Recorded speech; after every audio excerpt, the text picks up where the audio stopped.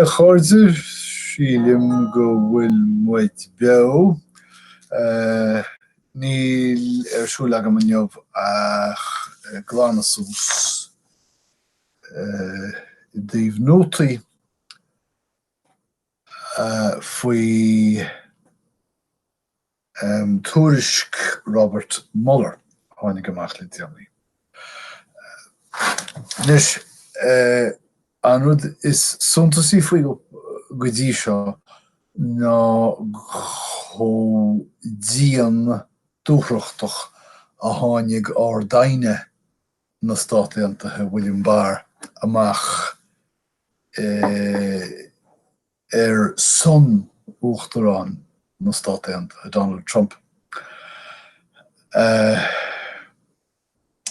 chuid mhaid den tuairisc Celtic go fóill mar gheall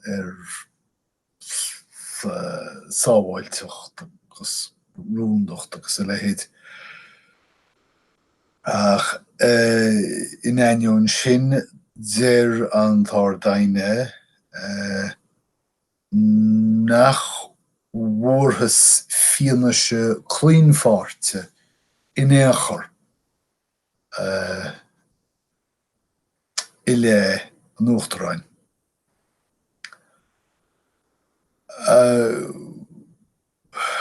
Rinne an tuairisc tagartaí iomadúla do trasnaíocht na Rúise nó trasnaíocht taimhdean is tócha ba cheart am rá na Rúise i dtoghan 2017 na ceangail a bhí aige má bhí éon cinn ann do achtas Trump agus bach an cheartas má tharla sé rinne an teachbán. Well, mar I déir an tar daine déir an tar daine, ní mar tar se nach rá clúin fort bheithir siúl. Níl róithínte agus beganín áma imethe ó tháinig sé amach ach deir sé go bhfuil na líomhaintí i leithin uachtaráin go láinte níl is agam. Thug an tar daine a chuimre an tuairisc fiú solar fáilsíoga agus níl daoine róthásta leis sin tá si do rá gur cheart do fangat go fáilsiú na tuairisce agus cead a thabhairt den phobal a níl féin anas níl is agam. Mar sin féin níl an tuachtarán scaoilte agus is cosúil idir an dálín nach bhfuil Robert Mueller féin róthásta leis a gcuí in our lámhseáil an tar daine an nuacht seo.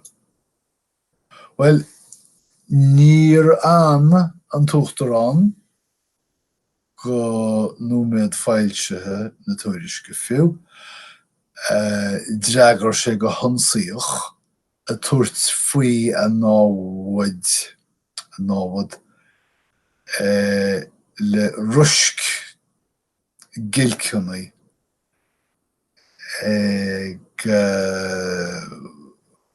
tuairt achanaí a bhisrúchan.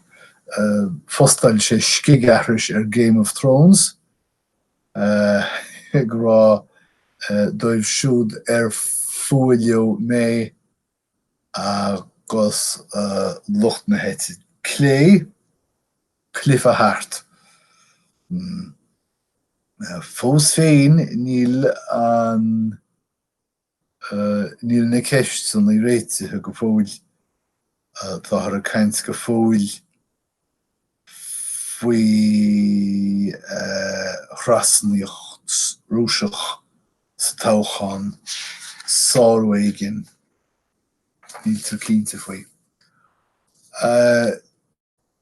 Leabhar William Barr amach ag rá dar leis nach raibh rún corbach ná éilithach heag an Uachtarán, bud ceart go leor, dar leis nach raibh ach chuidir an fianaise ar chasáach ciúin faoi sin. Ach deir an tar daine mar mhara sin go raibh go scoil an Uachtarán frustrathe go raibh an fiosrúcháin ag tolle faoin Uachtaránach agus bainste. Deir an tar daine nach bhfuil an teachbán ag maíomh privilégid feidhmiúcháin an tuairiscineachar agus fiú má ceiliú ábhar níor dearnú sin iarratas an tíomháin.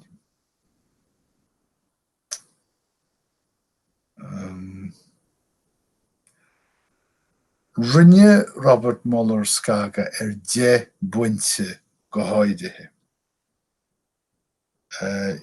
Ceannach go mar hampla an iirecht mí bheitheh 2016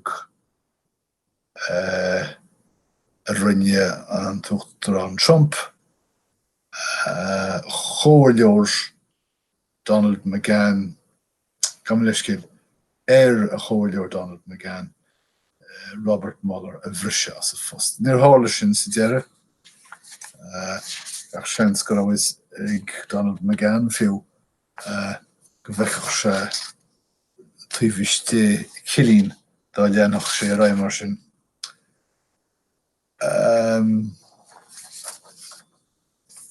Cuimhníimid dar le dlíadóide áirithe san Stáit Aontaithe fiú dá mhaoifií an Uachtarán ceantach. Ní féidir coiriúlacht a chur ina lé má dúsáid sin a cuachtaí a bhronú a bhronn an bunreacht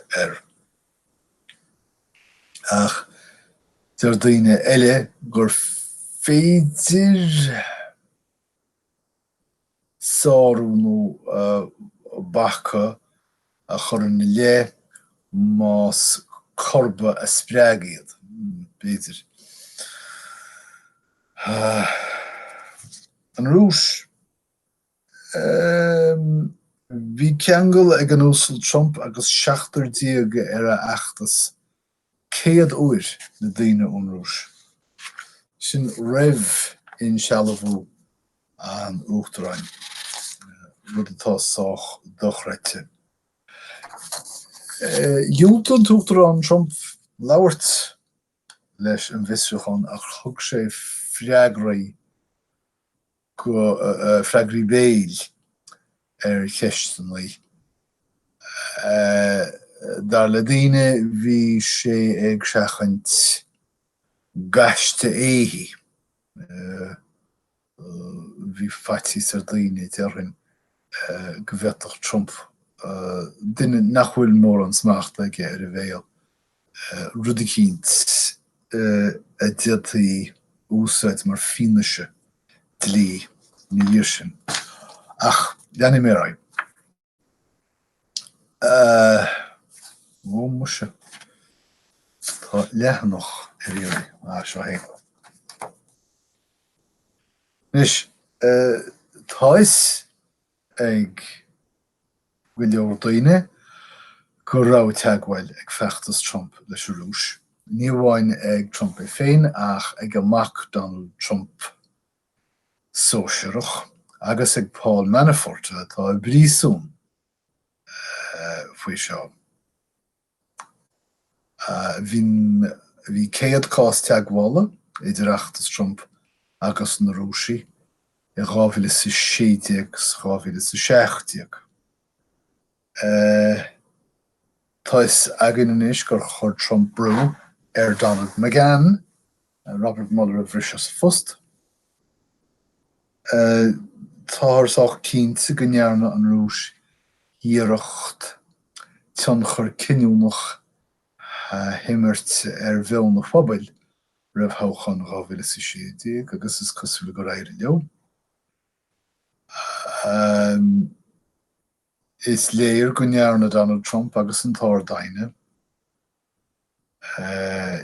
iirecht techt raibh eisiúint na tuairisce ina gcuid gilceanna agus a leithéid. Dheoltaí Trump labhairt leis a bheitreachán mar a dearm, reithtíos go dúradh sé meánaithe. Cé gur freagar sin na ceisteanna i scríbhinn. Is cosúil gur hí teach na nionadaithe subpoena Mueller go leor. Go leabhróir sé os chóir coiste brethúna na cógála. Mar sé tá domhan tinneal an fianaise sin écail nach chluisteil. Tá go mbeidh faoi deara nár heas an teachbán in aghaidh eisiúint na tuairisce, ceart go leor.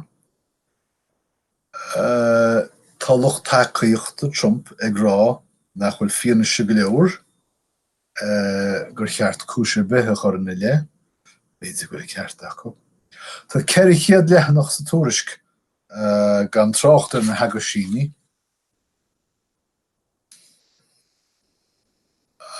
Is cosúil gur tharla cuid mhaid in chabidlíocht agus córáiteocht agus idirmheartaíocht seo mar gheall fleananaí a bhíodh Donald Trump túra thógáil in Moscow.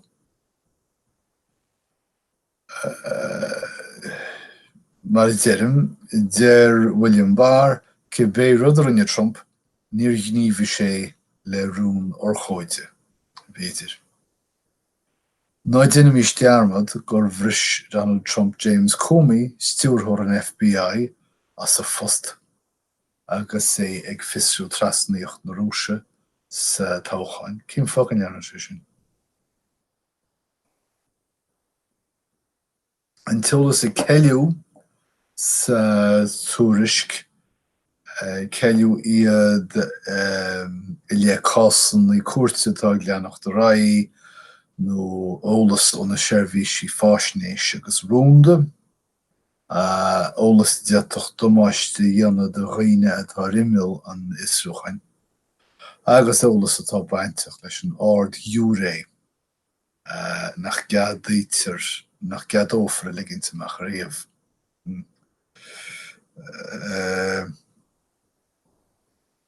Cuimhnímis nach féidir an dlíochar uachtarán atá an Eifig. Agus cuimhnímis gur bé Donald Trump nó an tuachtarán ceann branche feidhmiúchain na Stát Aontaithe agus anan sé na uachtarán.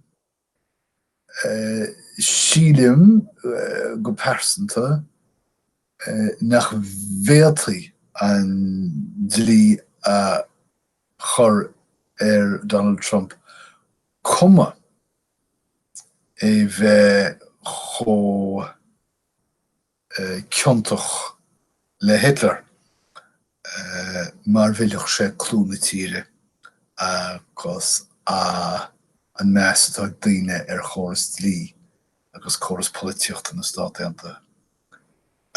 Mar mhádar sin cínte chaithfeadh sé an tír isteach i nGaorchéim bunreachta, bunreachtúil.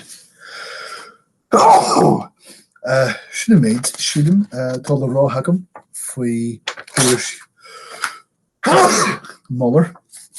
Beidir go maith a caint faoi arís ach idir an dálín sin an méid atá agam go dtí seo. Súlagam go bhain sibh úsáid nó leas éigim astó, hagas go maith muid a caint le chéile arís sarabhad ach idir an dálín guím rá dé ormh go léir. Slán.